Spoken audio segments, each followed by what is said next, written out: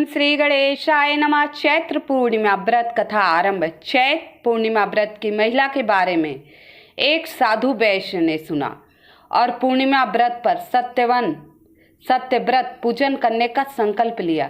साधु वैश्य ने कहा कि जब उसे संतान प्राप्ति होगी तो वह सत्यव्रत पूजन करेगा। समय बीतने के साथ उस वैश्य के साधु के यहाँ एक कन्या ने जन्म लिया। कन्या के जन्म के बाद उसकी पत्नी सतव्रत यानी सत्यनारायण भगवान की पूजा कराने का स्मरण कराया। लेकिन साधु वैश्य ने कहा, कन्या का विवाह होगा तो मैं कथा करवा लूंगा। लेकिन वैश्य साधु व्रत नहीं किया। इसके बाद वह अपने दामाद को लेकर व्यापार के लिए चला गया। वहां भाग्य से ऐसी करवट ली कि उसे चोरी के आरोप में राजा चंद्रकेतु द्वारा दामाद सहित कारागार में डाल दिया गया। इधर साधु वैश्य के घर से चोरी हो गई। इसी कारण साधु वैश्य के घर दाने दाने के लिए मोहताज छा गया। अब पत्नी नीलावती और पुत्री कलावती भिक्षावृत्ति के लिए विवश हो गई।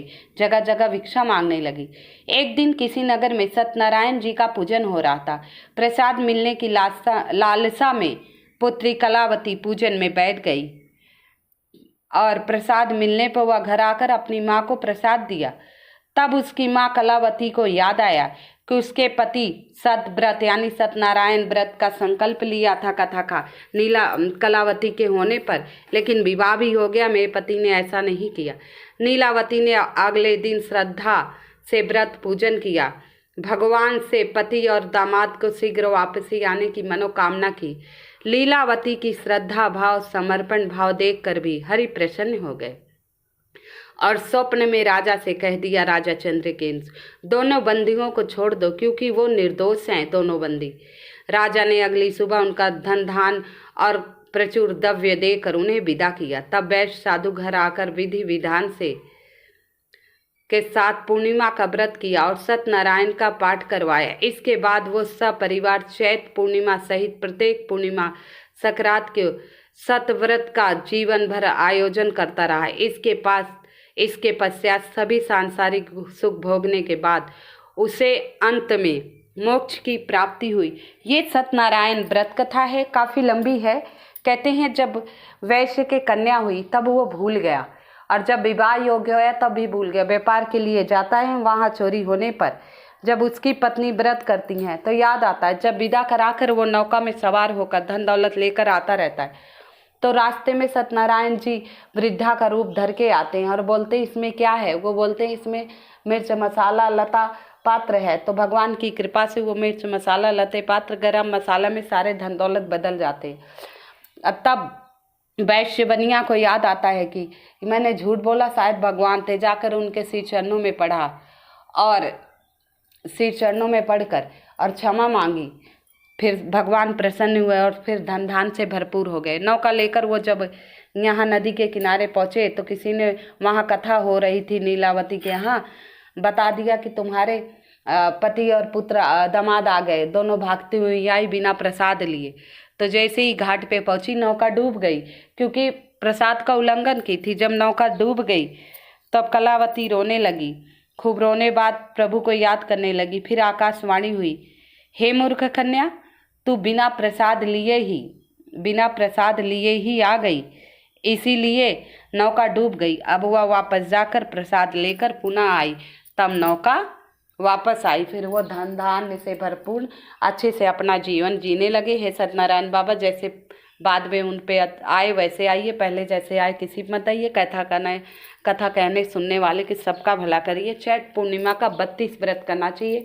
32 व्रत करने से स्त्रियां सदा सौभाग्यवती रहती, उनके पुत्र की लंबी आयु होती है। आइए हनुमान जयंती व्रत कथा आरंभ करते हैं। ओम श्री गणेशाय नमः। हनुमान भक्तों के लिए हनुमान जयंती का विशेष महत्व है। शास्त्रों के अनुसार हनुमान जी को राम भक्त माना गया है। हनुमान जी बल विधि विद्या शौर्य और निर्भय के प्रतीक हैं। जब कोई भी परेशानी खड़ी हो जाती है सबसे पहले पवन सुत हनुमान जी को याद किया जाता है। उनको कई नामों से पुकारा जाता है, जैसे चिरंजीवी, बजरंगबली, पवन सुत, महावीर, बाल बीमा, अंजनी पुत्र, संकट मोचन, अंजनेय आदि।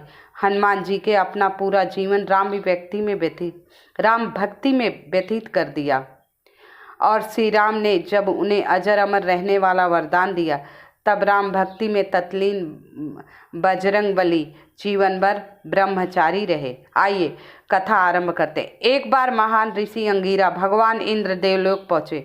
वहाँ इंद्र पुशिक स्थला नाम की अप्सरा के द्वारा नृत्य प्रदर्शन में व्यवस्था की, लेकिन ऋषि को अप्सरा के नृत्य में कोई दिलचस्पी नहीं थी, इसीलिए वह गहन ध्यान में चले गए।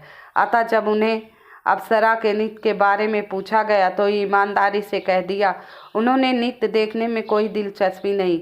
यह सुनकर पुंस्किल स्थला ऋषि पर क्रोधित हो गई। बदले में ऋषि अंगिरा को नर्तकी को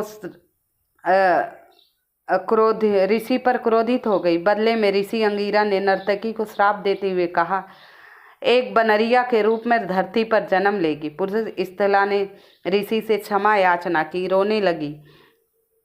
उसकी क्षमा याचना देखकर ऋषि को दया आई। उसने कहा श्राप वापस नहीं हो सकता। ऋषि अंगिरा ने कहा अब श्राप वापस नहीं हो सकता है, श्राप वापस नहीं हो सकता। नर्तकी एक अन्य ऋषि के पास गई। ऋषि ने अप्सरा को आशीर्वाद दिया कि सतयुग में भगवान विष्णु का एक अवतार प्रकट होगा। इस तरह पुष्किंग स्थला सतयुग में वानर राज कुंजर की बेटी अंजना के रूप में जन्म लेगी। उनका विवाह कपिराज केसरी से होगा जो एक वानर राजा थे।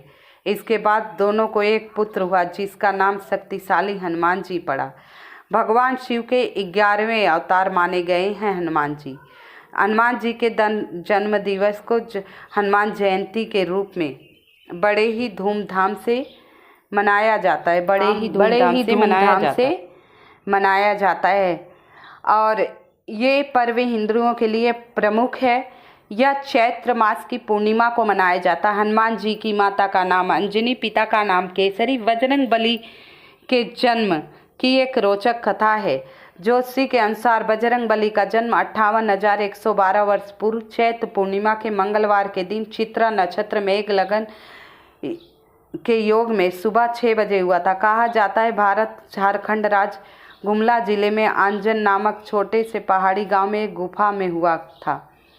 जब महावीर का जन्म हुआ तो उनके शरीर वज्र के समान था। हनुमान जी के जन्म से जुड़ी पौराणिक कथा के अनुसार सतयुग में राजा दशरथ के संतान प्राप्ति के लिए गुरु वशिष्ठ ने जब मार्गदर्शन में पुत्र कामेष्टि यज्ञ कराया जिसे सिंगरीष ऋषि ने संपन्न किया। यज्ञ संपन्न होने पर यज्ञ कुंड में अग्निदेव स्वयं खीर का पात्र लेकर प्रकट हुए थे। तीनों रानियों में बांट दिया था।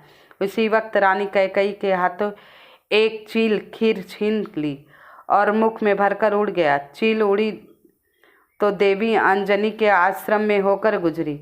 उस वक्त अंजनी ऊपर देख रही थी। अंजनी के मुख में खीर का अधिकांश भाग गिर गया। अनाशय वह खीर निगल गई जिसकी वजह से वह गर्भवती हुई और चैत्र मास के पुण्यतिथि पर पूर्णिमा को बजरंगबली का जन्म हुआ। अजर अमर बजरंगबली भगवान श्री राम के अनन्य भक्त हुए सदैव ब्रह्मचारी रहे। बोलो बजरंगबली की जय। जय हनुमान जी बाबा की। हनुमान जी को जन्मोत्सव की बहुत बहुत शुभकामनाएं। प्रभु सबकी मंगल कामना करे, सबकी रक्षा करे। हे संकट मोचन, सबके संकट को हरना और जो गलती हो अपराध हो क्षमा करना। जो मेरी वीडियो को लाइक सब्सक्राइब करें उन पर सदा कृपा बनाए रखना। कमेंट में जय श्री राम अवश्य लिख दीजिएगा। कथा कहने वाले, कथा सुनने वाले की प्रभु सबकी इच्छाएं पूर्ण करें। जय श्री राम, जय श्री राम, जय जय श्री राम, जय अंजनी पुत्र।